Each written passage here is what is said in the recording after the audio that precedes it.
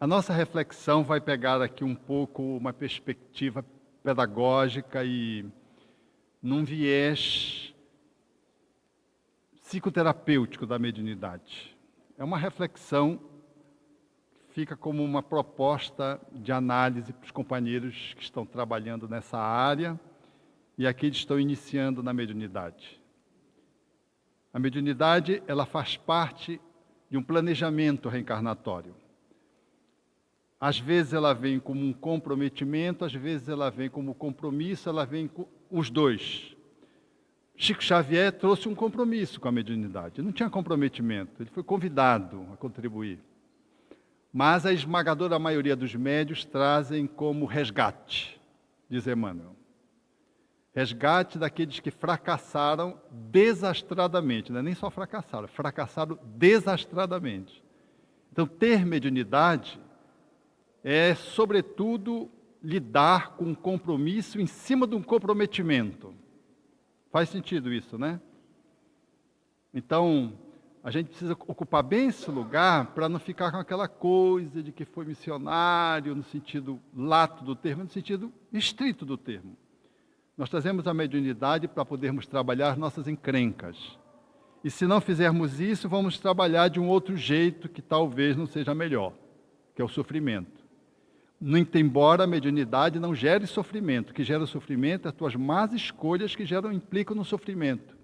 A mediunidade é um recurso, como um medicamento, que se você não usar, você fica com a tua encrenca, com a tua doença da alma, que vai se manifestar no teu corpo. Então, o médium, por exemplo, que recebe entidades vinculadas ao suicídio, se pergunta muitas vezes, mas por que todo suicida vem por mim? Vem por si porque você foi um ex-suicida muitas vezes. E a forma de trabalhar a tua pendência residual ainda do suicídio é trabalhar atendendo os espíritos suicidas.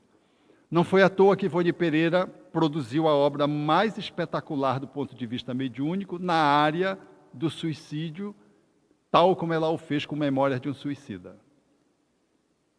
Eram os seus comprometimentos, no qual ela alinhavou um compromisso de trabalhar no bem.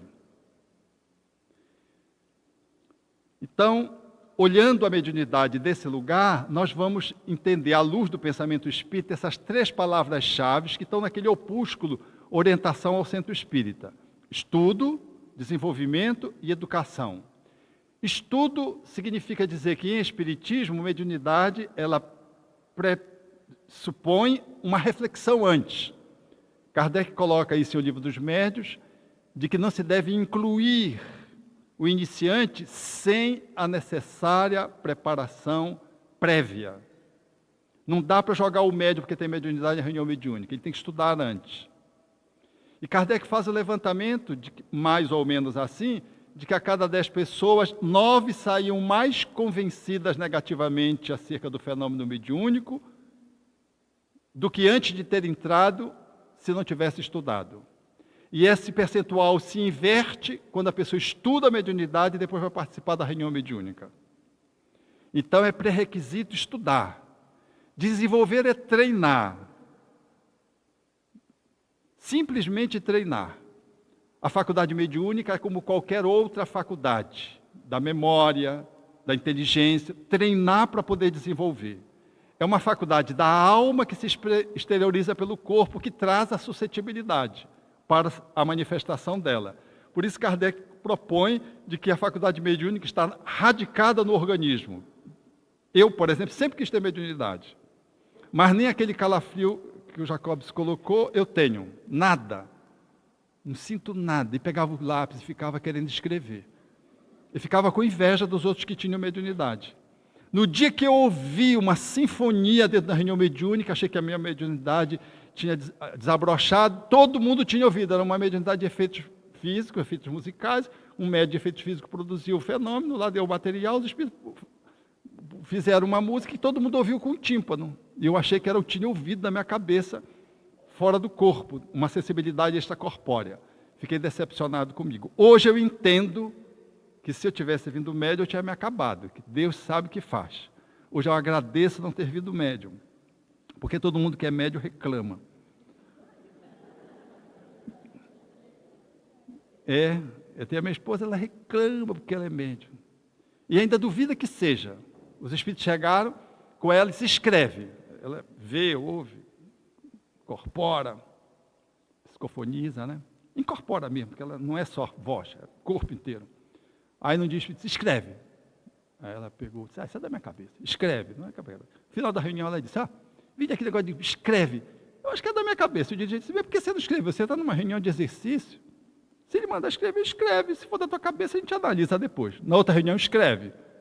Aí ela deixou. Aí ela, sem se dar conta, pegou com a mão esquerda, ela é destra. Escreveu com a mão esquerda, de baixo para cima e da direita para a esquerda. Tchan, tchan, tchan, tchan, tchan, o espírito assinou lá em cima. Não foi uma escrita especular, foi uma escrita de baixo para cima, como se ela estivesse escrevendo assim. O espírito escreveu papapá. Depois pegou com a mão direita e escreveu papapá. Chegou na reunião, no final da reunião, ela, olha aqui, mandado escrever de novo. Eu escrevi, aí leu, lógico que com a esquerda a letra saiu mais difícil, com a direita a letra saiu melhorzinha, que ela é destra. Aí o dirigente disse, está vendo como você é médium? E ela pegou e disse, Na outra reunião, o espírito disse, escreve. Ela disse, com a direita ou com a esquerda? A gente não tem jeito mesmo. Aí o espírito disse, com qualquer uma, na cabeça dela. 3 meses depois ela caiu, fraturou o braço direito. No trabalho, tentou escrever com a mão esquerda e não conseguiu. Como não conseguiu, ela me telefonou. Você sabe, aquela comunicação foi verdadeira. Ela ainda estava com dúvida, 3 meses depois. Eu digo, você escreveu com a mão esquerda de baixo para cima, o espírito assinou lá na ponta do papel, por onde começa a escrita normalmente, e você ainda estava com dúvida? Ainda estava com dúvida. Então a gente é espírito tosco mesmo. Vocês médium que se cuidem, porque a mediunidade ela é assim. E a educação é a proposta de trabalhar na mediunidade com Jesus. Estudar, treinar, dando um sentido para o bem. Não tem mediunidade que se situe no bem que não passe pelo processo da educação. E essa é a encrenca do Espiritismo para as pessoas que se aproximam. Por quê? Porque você tem que inclinar a tua vida numa direção legal, boa, positiva. Não dá para ser médio por ter faculdades extraordinárias, multiplicar as faculdades, apresentar uma multiplicidade de fenômenos, uma variabilidade incrível da fenomenologia mediúnica. Isso não é significado de boa coisa, pura e simplesmente. Será se você orientar para o bem. Por isso, os Espíritos dizem a Kardec, no Evangelho segundo o Espiritismo, o bom médium é aquele que sintoniza com os bons espíritos. Ponto. Pode ser só uma evidenciazinha, conectado com o benfeitor, ele é um bom médium. Então, se ele dançar, pular, rodopiar e tudo, não tiver para o bem, não está legal. Então, a educação, que é uma palavra indispensável no trabalho da mediunidade, é essa que nos conecta com Jesus, porque a moral, o espírito é a moral do Cristo. Então, estudar a mediunidade à luz do pensamento espírita, desenvolver é treinar e educar é dar o sentido para o bem. E aí entra o Cristo como a possibilidade do desenvolvimento de uma faculdade que é da alma e que vai aos poucos se desenvolvendo como uma janela do sentido sexto. Na medida que nós vamos fazendo isso, nós vamos transmutando as nossas encrencas pelo trabalho do bem. Seja atendendo os nossos próprios obsessores, que às vezes tem que vir por nós mesmos, faz parte do nosso processo de resgate. Ele não vem pelo outro, ele vem por você, que é o próprio médium, recebendo as entidades pela psicografia, pela psicofonia, pela vidência. Seja atendendo os obsessores dos outros, aonde você vai se engrandecendo, porque a cada entidade que você atende, que passa por você, beneficiando alguém, você necessariamente se vincula aos espíritos amigos que estão vinculados aos outros, que tutelam a existência dos outros. Então, mediunidade, ela é um espaço que se abre, onde a gente vai atuar atendendo também as entidades que se nos vinculam. Se nos vinculam na posição de obsessores, seja pelo ódio, seja pela afinidade atrapalhada do passado. Porque nem sempre o obsessor quer o mal. Às vezes o obsessor fazia parte da tua gangue. Ele está lá junto contigo. Eu me lembro de um comigo. Eu não sou médium, como você já sabe. Nesse sentido lato da palavra, como Kardec propõe, no sentido usual do termo, a expressão que ele usa. No sentido lato, até o cavalo é médium. Lá em casa tem um gato que vê os espíritos, e eu não vejo. Fica todo eriçado. Aí minha esposa, não, foi um espírito que passou para lá. Eu tenho uma inveja dele, agora eu não tenho mais. Então, médium no sentido usual do termo, eu não sou. E uma vez um espírito me empurrando, me situou uma situação que eu ia atender as crianças na periferia, ele induziu as crianças a subir no carro. Ele não queria que eu fosse para lá, porque ele era, junto comigo, no passado, em outras atividades não tão nobres. Eu ia lá para atender criança na periferia. E aí, numa dessas, eu paro o carro, as crianças se afastam, eu saio, as crianças pulam para cima, mossegar o carro, pularam do capô, paro o carro. Na terceira vez, as crianças se afastaram, eu saí e arranquei de velocidade. Quando eu dei velocidade, um tinha pulado do lado, escorregou, caiu, a roda passou por cima da cabeça. Aí eu olhei pelo retrovisor, a criança estava parada assim, só vi o cabelinho dela mexer no vento. Aí eu já dei marcha ré, virei, encostei o carro para pegar a criança, abri a porta. Quando eu abri, o nariz era uma torneira de sangue. Digo, caramba, tive um câncer encefálico, morte certa. Aí eu gelei, né? Parei, não valia a pena atender a criança. Aí alguém gritou, leva, leva. Aí botou a criança dentro do carro. Chegou no pronto-socorro, 10 minutos depois a criança estava desencarnada. Aí duro, você vai para atender a criança e tira a vida de uma, e foi uma situação muito difícil para mim. Na reunião, isso foi numa quarta-feira, na terça-feira que antecedeu, o espírito xingava-me porque eu ia para ali. Na terça-feira subsequente à quarta-feira, onde aconteceu o acidente, ele se comunicou chorando. Que ele era meu amigo, me amava, que ele induziu as crianças a subirem no carro e que ele sentia que ele foi responsável pelo atropelamento e ele não queria que acontecesse aquilo comigo, com eu, Alberto.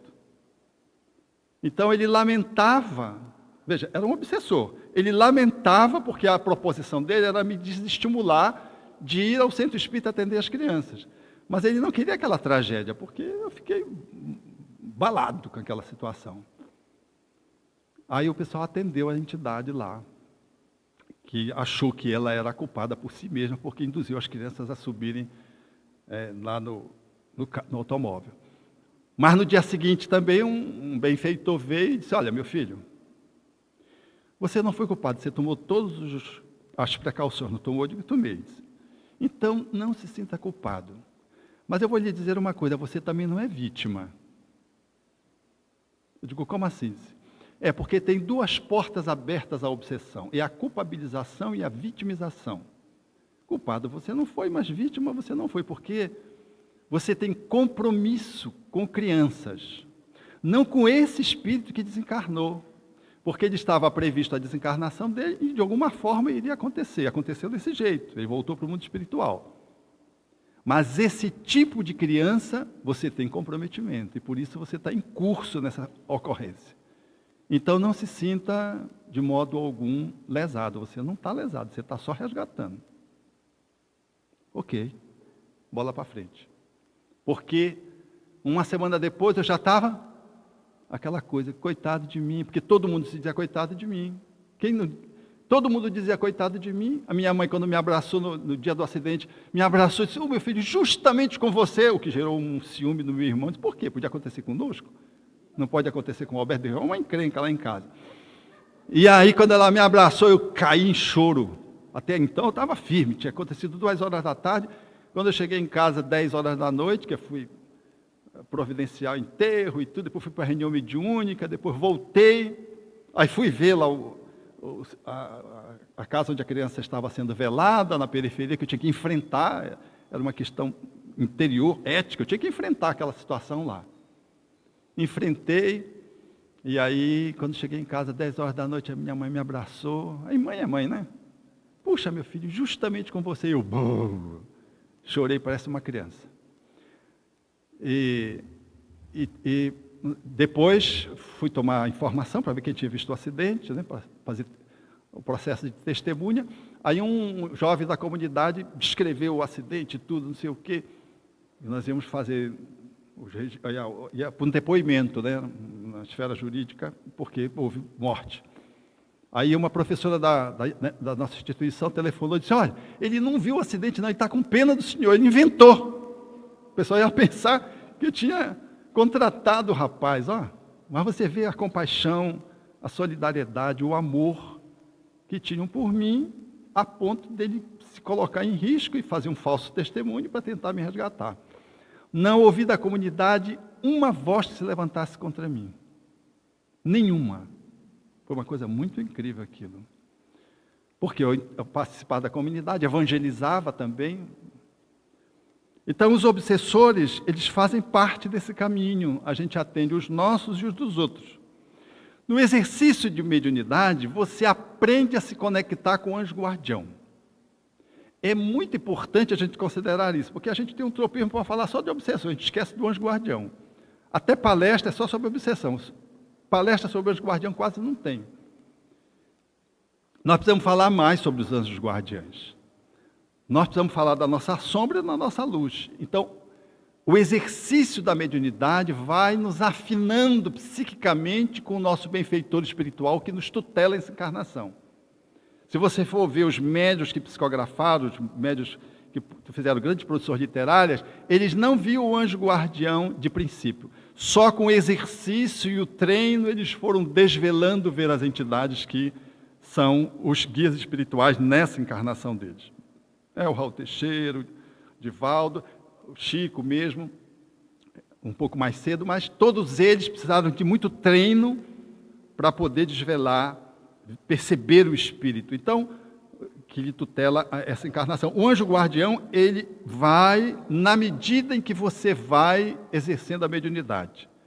Ou seja, você vai melhorando psiquicamente a sua condição espiritual e vai criando uma aproximação maior com o anjo guardião que lhe faz parte de co-responsável pela tua estada na reencarnação, como se fosse um pai e mãe espiritual. Naturalmente que atendendo os outros, como médium, você passa a ser também alvo, não é do obsessor, porque a gente não ajuda os outros com medo do obsessor do outro. Você vê uma cara ali na rua, por exemplo, toda atrapalhada ali, um homem de rua. Você diz, vou me ajudar aquele cidadão que ele deve ter obsessor para burro, a gente pensa, né? A gente não quer ajudar com medo dos obsessores. A gente nunca pensa no anjo guardião. Então, um irmão meu, uma vez estava na rua, tinha uma criança de rua, ele foi atender a criança. Aí foi lá, a criança que cheirava cola, né? Aí fez um atendimento. Lá pelas tantas da conversa, do atendimento, o meu irmão ficou meio emocionado e envolvido, porque o garoto fez um bom acolhimento, o garoto cedeu. Aí ele disse assim para o garoto, eu posso fazer uma prece? O garoto, pode. Tio. Aí o meu irmão fechou os olhos e começou a orar. E falou com Jesus, com Deus, com todo mundo, né? Quando ele acabou de falar, que ele abriu o olho, o garoto estava olhando assim para ele e disse, da viagem do tio. Ele achou que o meu irmão também usava droga, né? Uma conversa com quem nem tem, conversa com Jesus, não sei o quê. O meu irmão ficou muito impressionado com a forma com que o garoto interpretou a oração dele, fechando os olhos e fazendo um transe, né? Quando chegou na reunião mediúnica daquela semana, veio um espírito amigo e disse, você ajudou uma criança, mas não esqueça, aquilo é um espírito. E aquele espírito que está jogado na posição de uma criança na rua é o amor de alguém.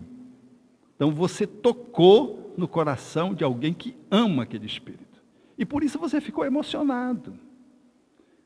A sua emoção não foi só pelo seu atendimento, era a entidade vinculada ao garoto que envolveu você. Então a gente se prende muito nessas nossos sistemas de defesa e a gente não quer ajudar no campo da mediunidade. Quando você vai atendendo as pessoas, você está se conectando com os anjos protetores, os espíritos familiares nobres daquela pessoa que passam a te envolver num processo de tutela também. Aqui é um ponto que caberia uma fala, um seminário. Eu tenho um seminário sobre isso aqui. É a conexão com as nossas emoções anímicas. Todas as vezes que você faz um transe, a comunicação passa por você. Quando passa por você, tu estás sendo terapeutizado. Então, vou dar um exemplo. Você tem dificuldade de expressar a alegria. Vem um espírito que traz alegria, ele projeta a alegria dele, espírito, e ele mobiliza a tua, ele te desbloqueia. Tu és uma pessoa agressiva, contido lá. Na reunião mediúnica, vem um espírito agressivo, expressa a agressividade dele e a tua agressividade vai junto. E quando você vê, você está fazendo uma catarse. Vocês estão vendo aí? Está aparecendo aí? Então tá. Você está expressando uma agressividade que é do espírito e é tua. Então você, quando faz um transe, você está se trabalhando junto com o espírito que está sendo trabalhado. Não é só o espírito que expressa a sua emoção. Você pega carona nisso. Quando você pega carona nisso, você está fazendo movimentos de transmutação.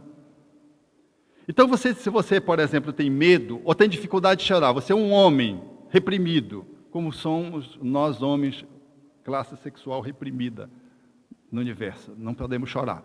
Vem um espírito e vai se comunicar por você, ele vem chorando, o que acontece contigo?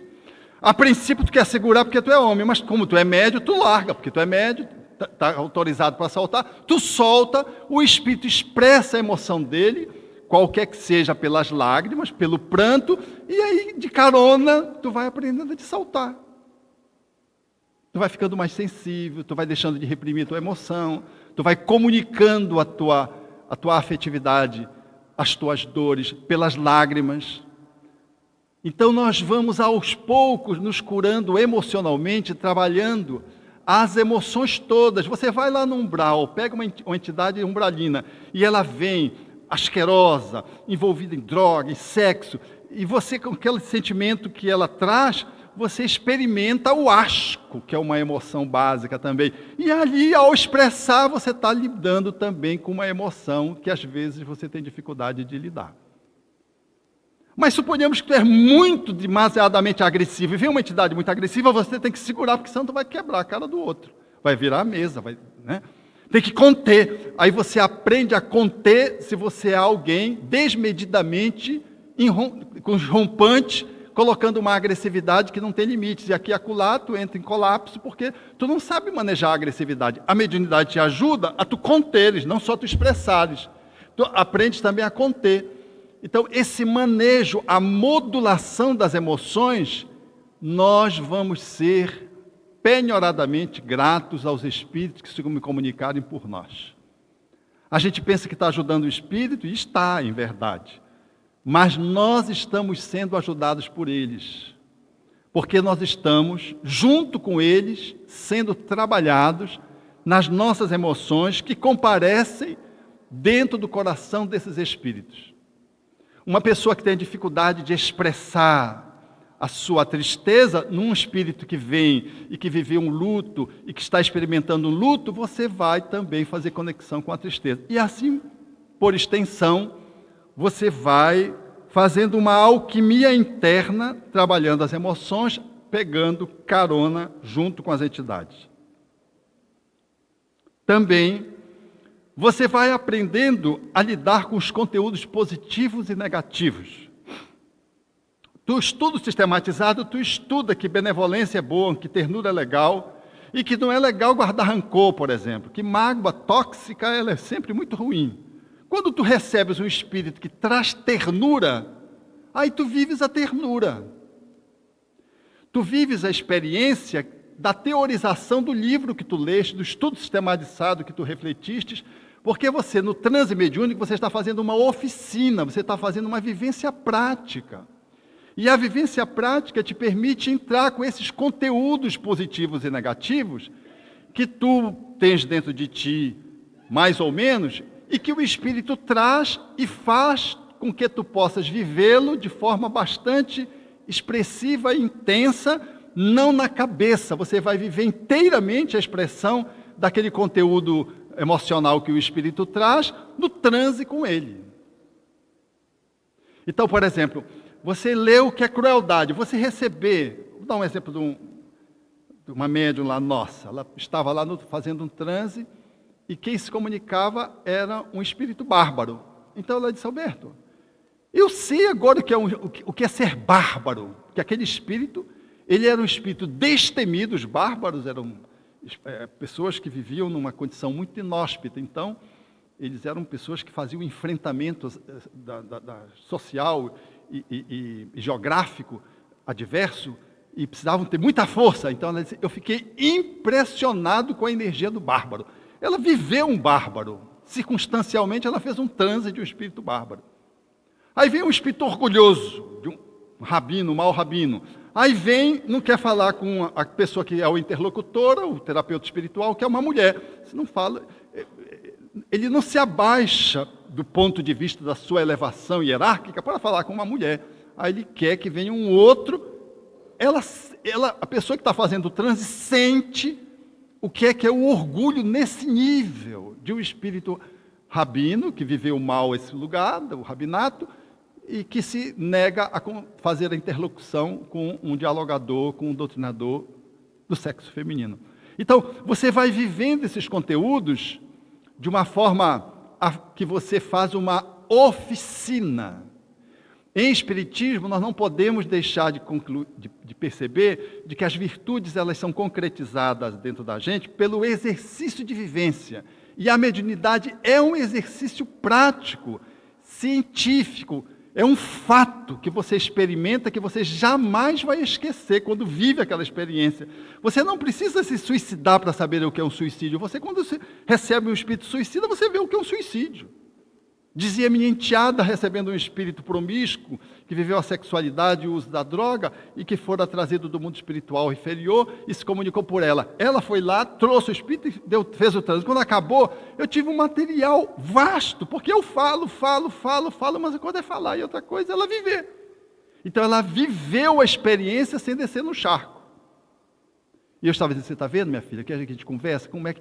Aí ela começou a falar do que ela viu, do que ela sentiu. Eu digo, esse é o caminho que segue quando uma pessoa entra num movimento de promiscuidade. Fica nessa condição espiritual. E quando desencarna, fica assim. Então essas experiências, elas são aprendizados demasiadamente ricos, que nos permite vivenciar conteúdos que a teoria espírita enseja oferecer e que a prática mediúnica sedimenta. Você não pode mais pretextar a ignorância de que o bem faz bem e o mal faz mal, quando você faz um transe desses conteúdos psicológicos. E quando você faz o transe, você vai diluindo as tuas negatividades, porque inevitavelmente, ao experimentar esses conteúdos, tu passa a poder ser um pouco melhor a cada transe. É impossível ser o mesmo vivendo uma experiência de um suicida. Você não é mais o mesmo. Ou a experiência de alguém que viveu a fraternidade num nível extraordinário. Eu, certa feita, perguntei a Divaldo Franco, sei que ele recebeu uma mensagem de Francisco de Assis. Eu disse, o que é que você sentiu quando recebeu? Aí ele me disse, êxtase. Receber uma entidade do nível de Francisco de Assis, ou uma outra equivalente, um pouco menor, um pouco mais próximo, menos evolutivamente, é experimentar um estado d'alma. Nós experimentamos isso um pouco diferenciadamente no término da reunião mediúnica. O que é que acontece no término da reunião mediúnica? A gente está lá com fome, um dia de trabalho, fez uma dieta, às vezes sentado numa cadeira de pau duro, né, recebendo o espírito, quando acaba a reunião, todo mundo fica assim, parece besta, olhando, assim, parece que está no tabor. O que é isso? São a presença dos espíritos amigos ali. Você entra no campo que eles magnificam, você está no bem, capta aquilo e não tem vontade de levantar. Às vezes fica ali sentado, está com fome, cansado, acabou de trabalhar uma terceira jornada, porque trabalhou profissionalmente 2, aí está numa terceira, e está lá sentado, um olhando para o outro, assim, com cara de leso, querendo eternizar, formar as tendas que Pedro queria fazer lá, ao pé do Tabor.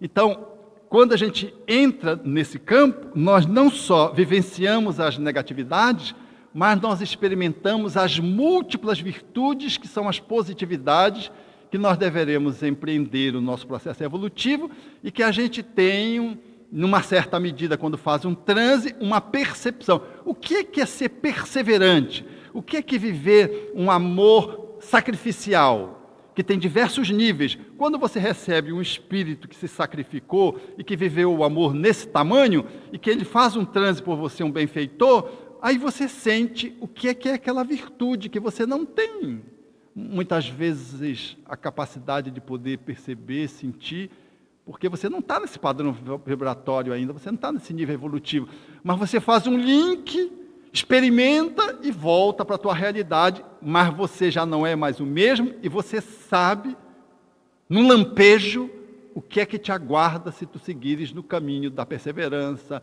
da ternura, do sacrifício, do devotamento.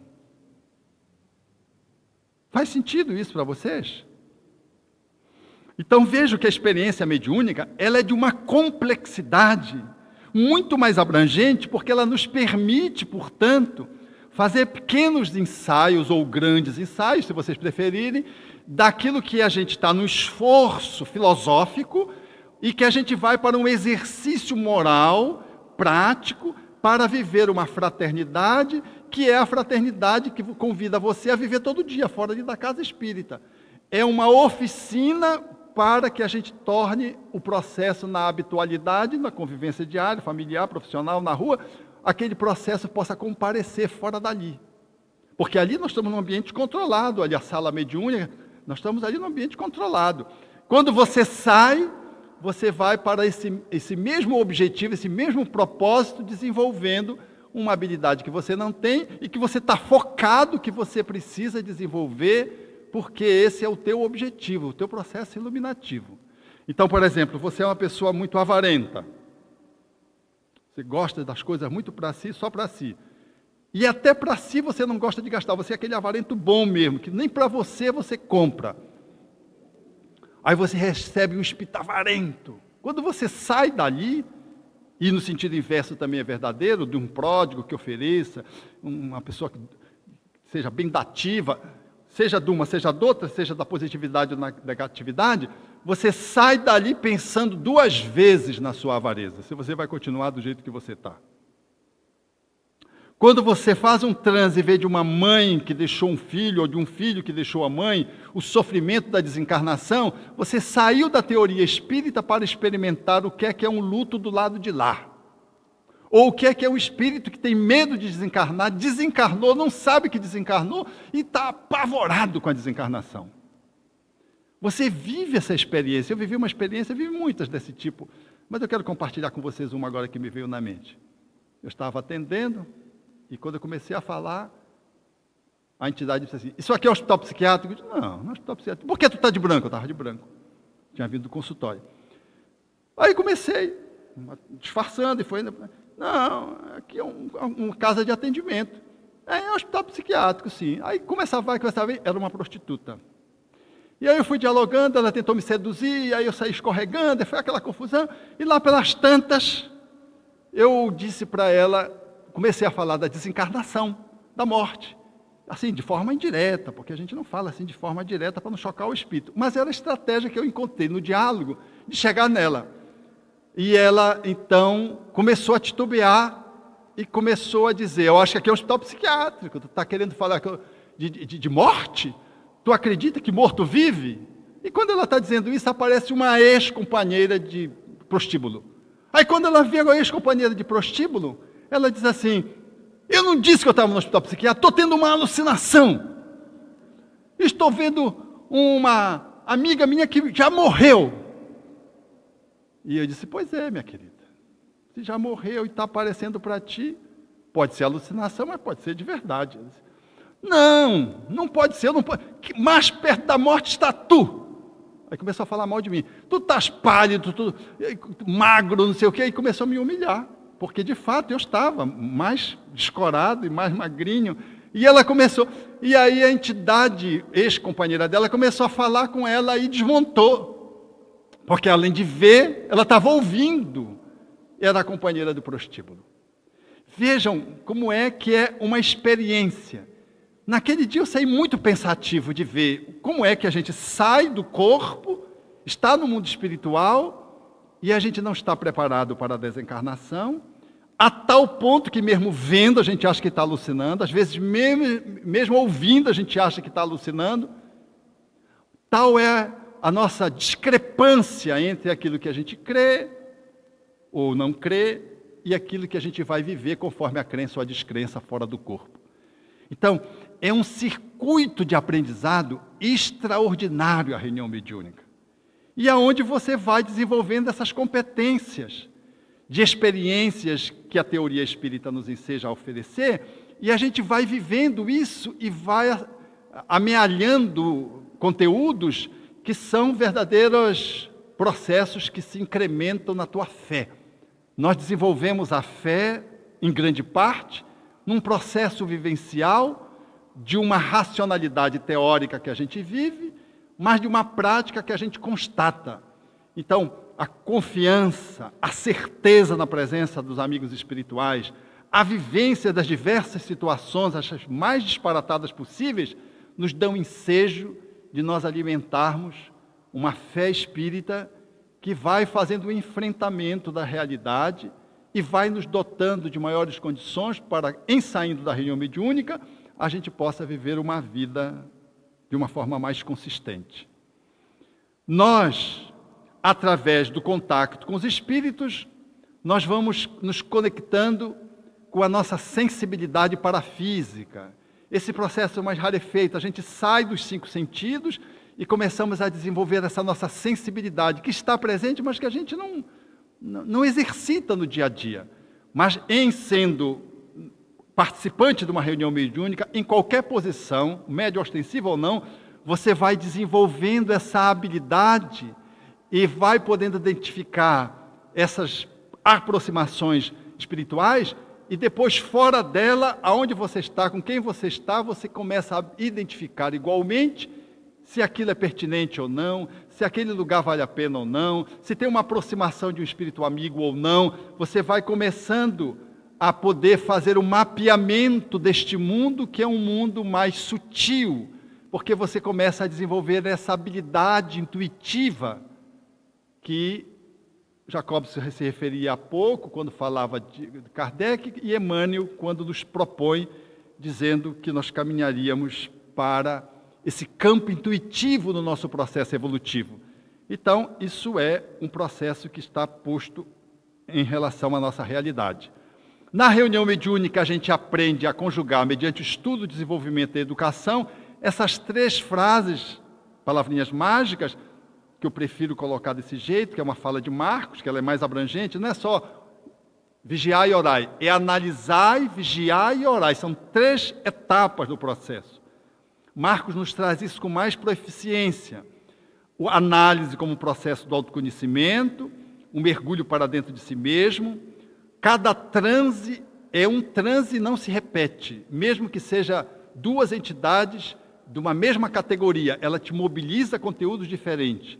E nós vamos cada vez mais nos aproximando de nós mesmos através da experiência de alguém que assim se observa.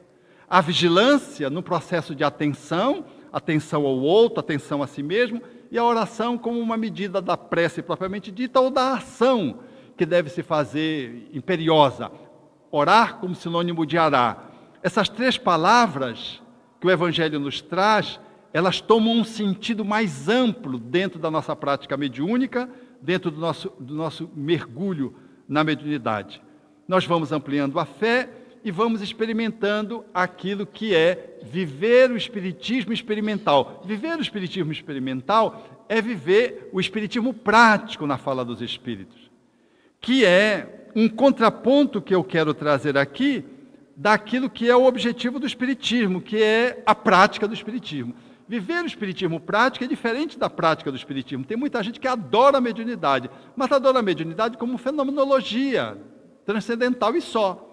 Mas o objetivo da mediunidade, ela não é só vivermos o espiritismo prático, o espiritismo enquanto exercício mediúnico, o espiritismo enquanto fenomenologia, o espiritismo enquanto processo que nos coloca em contato com o mundo espiritual nas suas múltiplas facetas.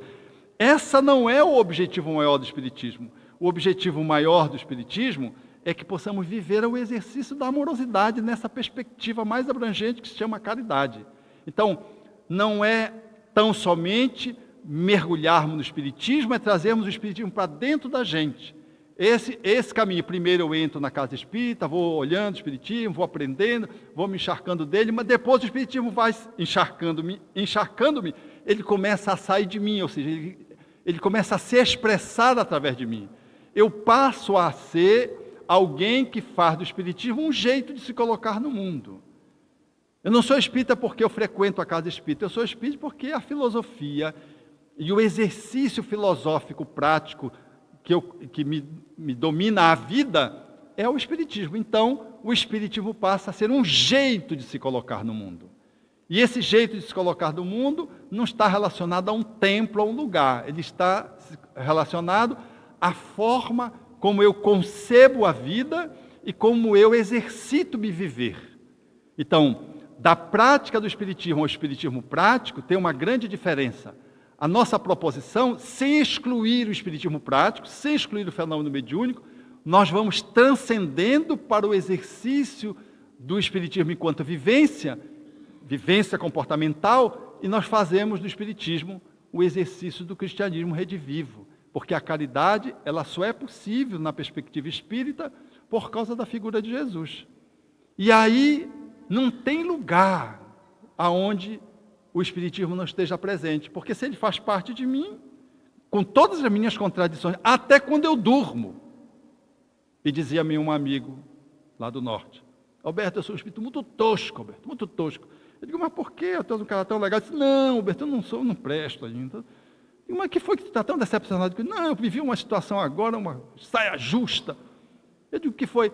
Não, eu recebi o pessoal do interior, ele mora numa capital, e que veio para exercitar a mediunidade comigo e tudo, e aconteceu uma coisa muito desagradável, que foi, não, eu tive um sonho, e quando eu saí do corpo, eu via um homem imenso diante de mim, e aquele homem me deu um socão, eu caí, e ele veio me engarguelar, e começou a me engarguelar, e eu fiquei agoniado, pensei em Jesus e me acordei.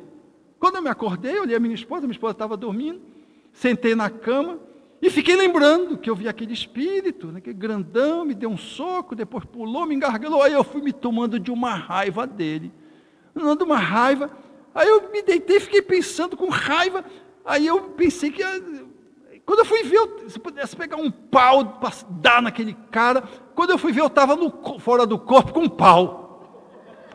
E eu saí correndo e dando naquele espírito, que ele saiu varando as paredes, eu varando as paredes, e ele saiu correndo, eu saí correndo dele. Aí eu acordei depois e comentei com a minha esposa, será que isso foi minha imaginação? Não foi minha imaginação? Não foi? De qualquer forma, mesmo sendo imaginação, porque ia pegar um pau para dar no outro. Aí eu estou na reunião mediúnica, Alberto. Primeiro espírito que vem, começou a falar mal de mim. E eu fiz aquela uma análise que a gente sempre faz. Não, meu irmão, se eu já fui mal na outra encarnação, hoje eu mudei muito. Que tu mudaste nada? E ele achando que o espírito estava cristalizado no passado. Não, se eu prejudiquei as pessoas, foi no passado, porque nesse eu levo a vida no bem. Bem nada, tu és muito agressivo. Olha, eu sei que eu sou agressivo, eu não sou agressivo, né? Aí continuei argumentando, ele disse, hoje mesmo, tu saíste de pau atrás de mim, olha, entregou, pô. Aí disse, Alberto, eu fiquei paralisado, eu não conseguia falar, porque o Espírito me deu um golpe de ipom, foi um ipom. Eu não conseguia falar. E a pessoa que veio do interior aprender comigo, tudo me olhando lá na reunião mediúnica, como é que se doutrina espírito. E eu não conseguia falar, porque o que o Espírito estava dizendo era verdade, tinha acontecido na noite anterior. Fazia menos de 24 horas que tinha acontecido, dei de pau na costa do Espírito. E aí o Espírito começou a me xingar, aí os benfeitores tiveram pena de mim. Aí mostraram para o Espírito que a minha filha, que é adotiva, é o grande amor da vida dele. Aí ele se despingolou todo e ficou... Aí pronto, aí ele chorava, eu para cá com vergonha, e ele para lá, porque eu... E aí a paz se fez. É essa a nossa realidade. Somos espíritas até quando dormimos. Você pega o pau para sair atrás do outro, ou não pega o pau para sair atrás do outro? Porque o que acontece fora do corpo durante o sono faz parte da nossa vivência espírita, é material. Não é material só psicanalítico para ver como é que tu está funcionando, as tuas fantasias, os teus sonhos, os teus desejos, os teus pensamentos. Também isso.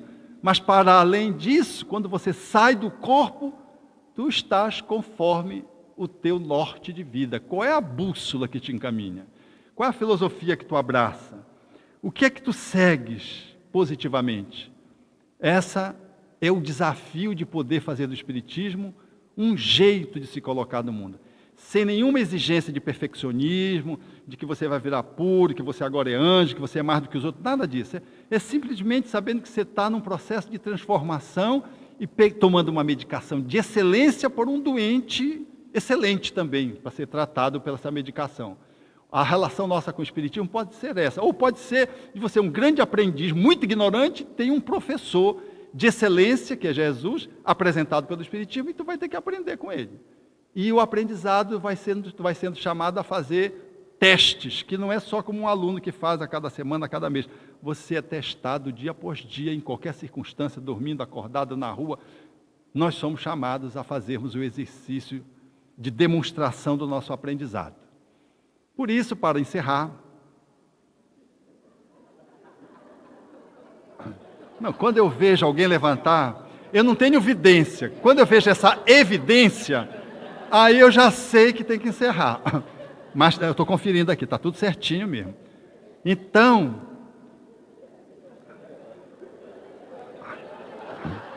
sentou, acho que era espírito mesmo. Encarnado, mas era. Eu lembro-me de Chico, nosso grande Chico Xavier, que é uma alma que a gente não vai compreender ainda nesse século, não. É muito grande, Chico é muito grande.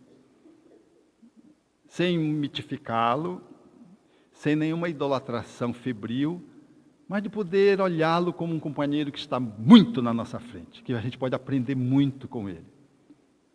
De viver o Espiritismo como ele viveu, porque a mensagem psicográfica de Chico Xavier não foi do mesmo gabarito que a vivência dele. A mensagem mais bela do Chico, ele não psicografou, foi a vida dele. E ele estava lá no enterro, imagine, no enterro, o padre o desafiou assim, considerando a mediunidade, né? e tratando com desdém.